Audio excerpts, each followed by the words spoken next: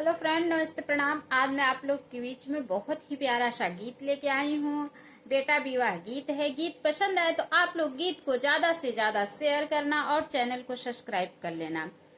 जनक नगरिया में कही वृक्षवायर जहाँ दे नौ भैया छहाई रे ललन वायर जहाँ दू नौ भैया छहाई रे ललनवा।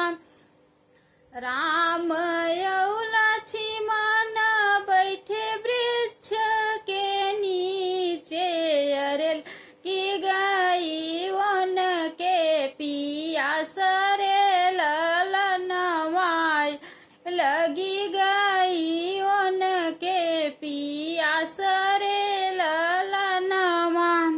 जऊ के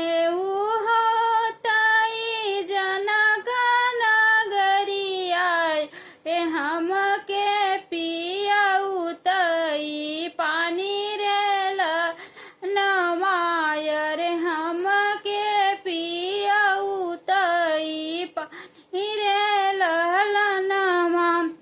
भीतरा से निक है सीतारनिया वायर, सीतारनिया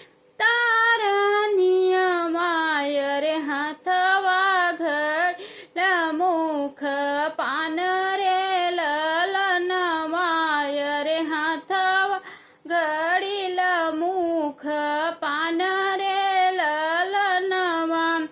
पनिया भरन सीता गहिली कुआना, पिया दूनौ भैया पानी रे ललनवाय रे, पिया दूनौ भैया पानी रे ललनवा।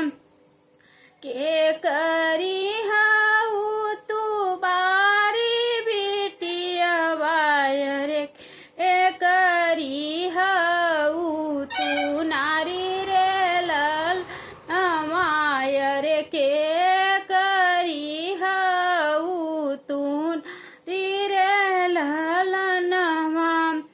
कमन सुहस चवासी ढारली हऊ, अरे काहू नाम हवई तोहा अरे ललनवाय रे, काहू नाम हवई तोहा अरे ललनवा।